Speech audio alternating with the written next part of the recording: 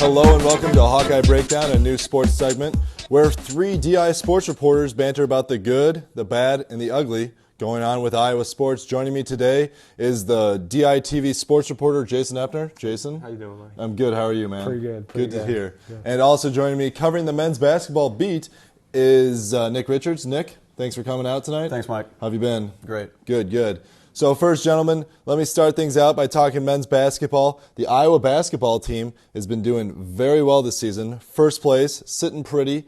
How realistic can we think that the team can keep this up through a very deep conference that some think is the best in the country? Well, up to this point, Iowa's been a very Jekyll and Hyde team. At home, they've really played with a lot of energy, which is great to see. But, we go on the road, haven't fared too well on the road. Obviously, tough losses to UNI, Iowa State. Penn State, we come out great, but second half, we're not able to put that team away. And obviously the recent game in Purdue, we really struggled down the stretch. So it all depends on what team comes to play. But the thing about the Hawks is they're deep. They're a real deep team. There's a ton of talent in the Big Ten. There's nothing to say that they can't get it done. It's just a matter of if they can bring a consistent effort every day. And speaking of being deep, Nick, they have about a core 8 players on this team that they feel comfortable playing on a regular basis. Are you, as the beat reporter for the Hawkeyes and also as a fan, are you comfortable with these 8 guys carrying you into the tournament? Yeah, I am. I think that the rotation they have right now is what they need. They've got good guard play. Tony Freeman on Saturday against Michigan comes in, double digits in points. They get a good performance from Doug Thomas offensively and defensively. And even Alex Thompson, who is as kind of like Thomas was last year, a little jittery on the floor, not quite sure of himself, came in and scored 7 points. Hit another 3, had some good moves to the basket. So if they can get that kind of production from the bench, and then if they keep up this shooting, no one's going to beat them. They're going to be a hard team to beat. Did you see Alex Thompson in that Michigan game? I mean, he was putting the ball on the floor. He looked like he was experienced doing that. He looked like a senior. Yeah, he looked comfortable on the floor. You said it perfectly. He looked comfortable out there. He was confident in the way that he was taking the ball to the hoop. And I know that's what the coaches want, and it's good to see that he's kind of coming into his own. And the same goes for Tony Freeman, because Tony started off the season, I thought he was really a spark plug in the beginning of the year. But lately, and I think I noticed it in the Indiana game at home, he really struggled. It looked like he was lacking some confidence. But last game, he against Michigan, he really got some threes to start falling. And you could kind of see his eyes light up and see that confidence. And we're going to need everybody to play with that confidence, especially guys coming off the bench like Freeman. And, it's good to see. If we get that kind of production out of them, this is a team that can go far, not only in the Big Ten, but come tournament time, they can really do some damage. Well, Tony's had the injury problems, too. He had the calf injury. He hurt his ankle, I believe, at Penn State. So if he can come in, he was like the other guys, like you said, in the Indiana game where he'd come in, just be a little too jittery, like Doug was last year. Just settle down, play your role, and Iowa will be fine the rest of the year. Now, speaking of point guards, Horner, he's out of his brace.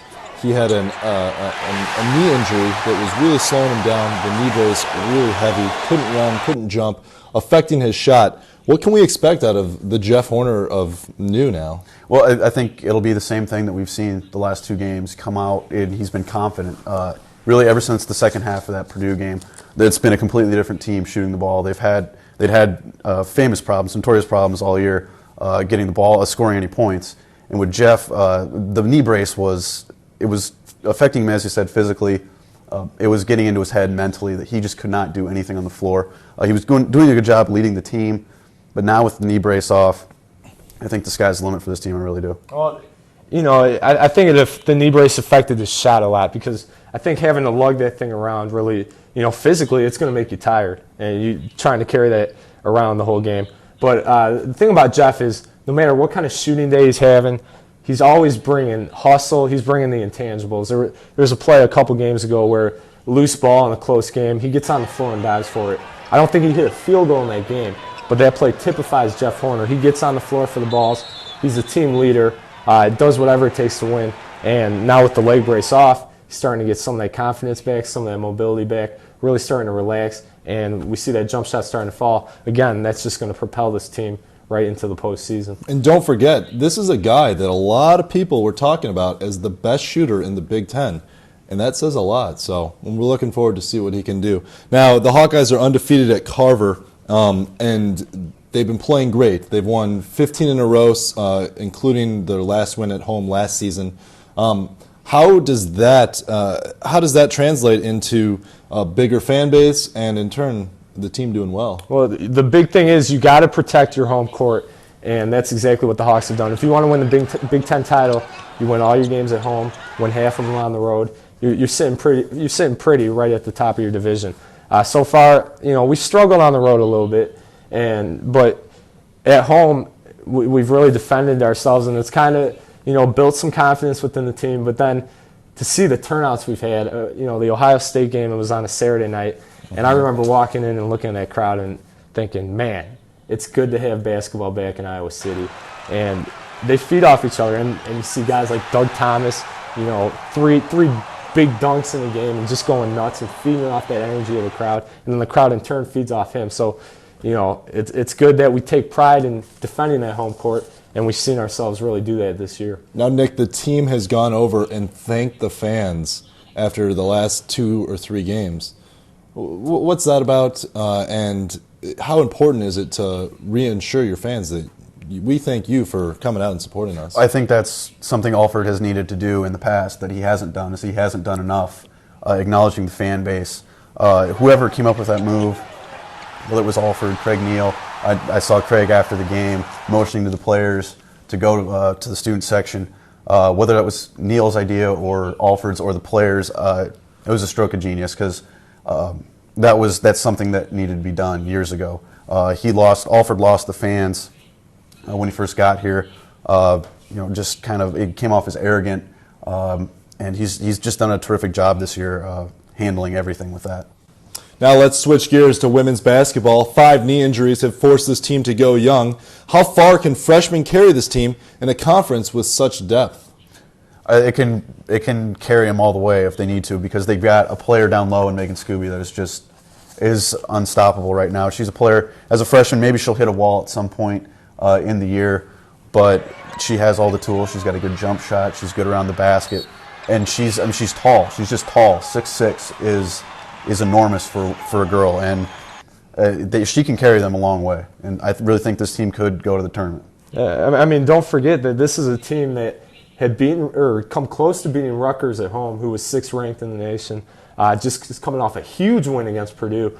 It's a team really with a lot of confidence, and when you have freshmen on your team, it's important that a lot of it's mental, that they're playing with confidence, that they experience some success. I mean, Wendy Austimore is coming off a career high 23-point game, and let's see how she rolls in the Northwestern with that.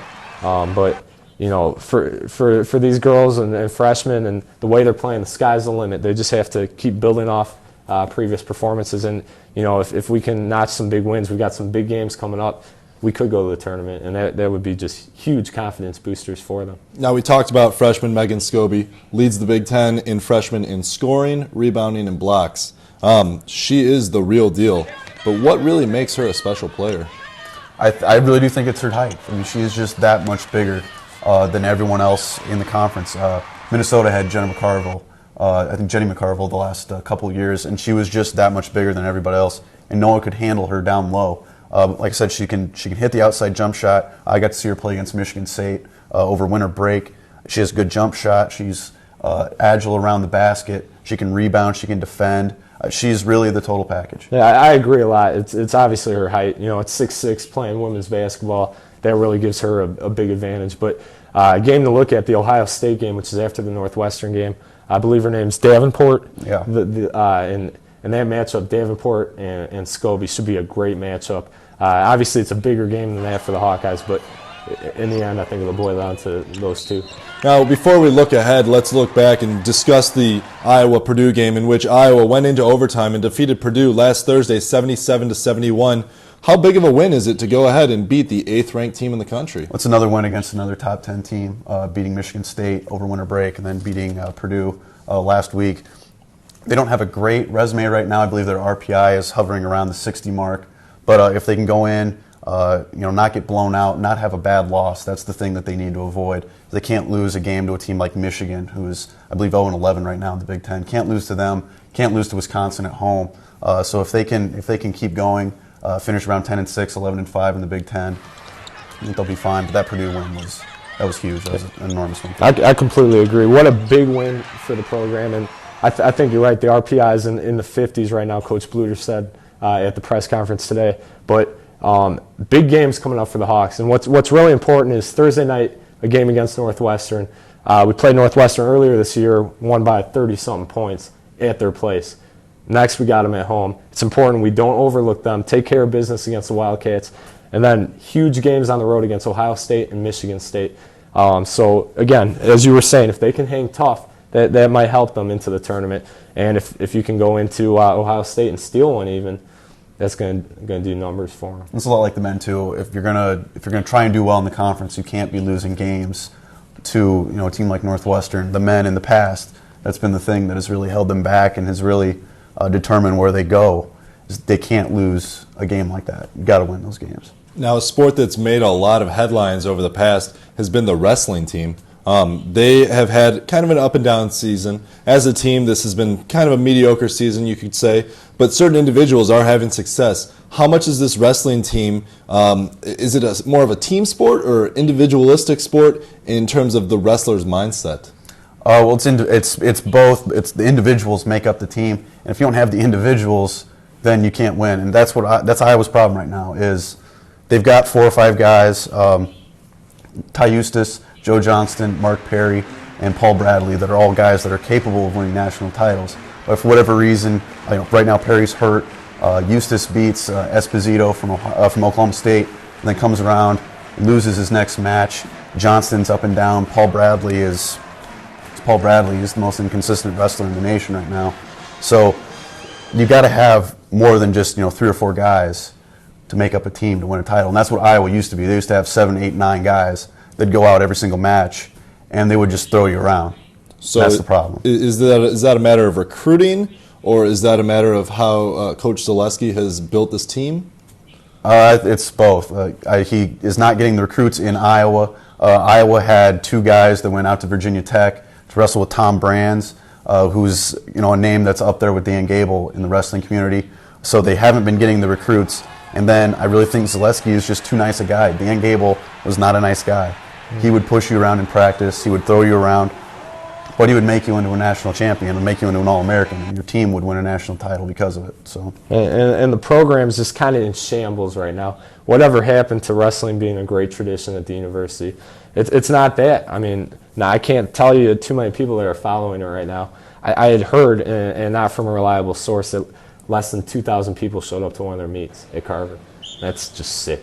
Less than 2,000? Are you kidding me? Now, Matt Fields is out for the season, as we had just discussed. How hard is it for Ryan Fuller, who is the former heavyweight, who used to be the #1 guy, to come in, perform at his peak performance after sitting out for the first half of the season? That's one thing Iowa wrestling hasn't seen. Is they've seen the drop-off in performance as a team, but they're still one of the most in-shape teams in the nation. So for him, he wrestled most of the season already. Took like, I don't know, it was 2 or 3 weeks off when Fields came back.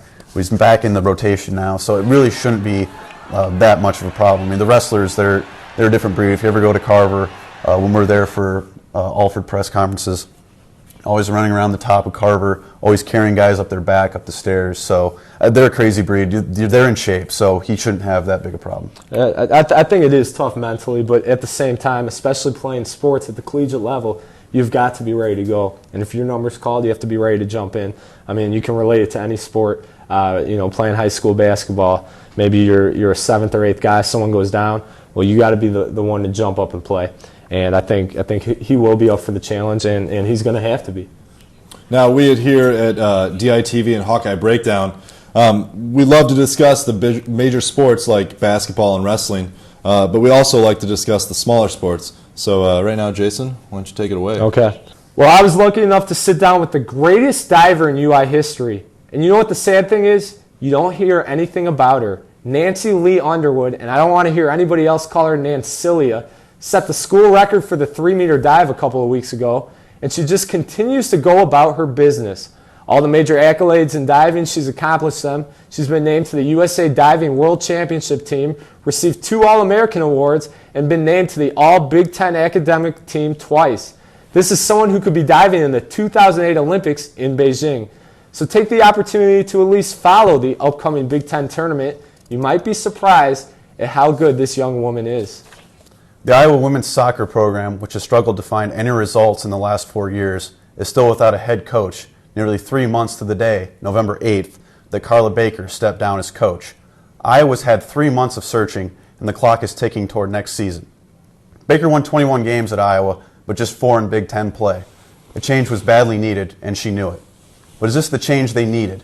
Do they need 3 months between head coaches while Baker's former staff and players work out without knowing their futures? Coaches, such as Josh Green, could find jobs elsewhere and players could move on to greener pastures. The players are in place. It's not fair to the old staff trying to keep players in shape. It's not fair to the players either. Please, find a head coach. Thanks, Nick. And while both the basketball teams are doing well, little coverage is given to the Iowa softball team. Returning 7 of 11 starters to an already experienced postseason team has propelled the Hawkeyes into the national rankings. However, their success won't come at an easy price, as Iowa has 6 ranked opponents coming up this season. The Hawkeyes will open the season against 10th-ranked Georgia and face number 3 Tennessee early on in non-conference play. The real action will kick off when defending College World Series national champion Michigan comes to Iowa City for a mid-April doubleheader. By then, the Hawkeyes will know if they are competing for a conference title and whether their veteran leadership can carry them to success. It should be an interesting and exciting season, and DITV will be along the entire way as Iowa sports is covered head to toe. And I'd like to right now thank Jason and Nick for coming in and sitting down talking sports with me. It's been fun, Mike. Go Hawks. Go Hawks. It has been fun. For Hawkeye Breakdown, I'm Mike Wolin. We'll see you later.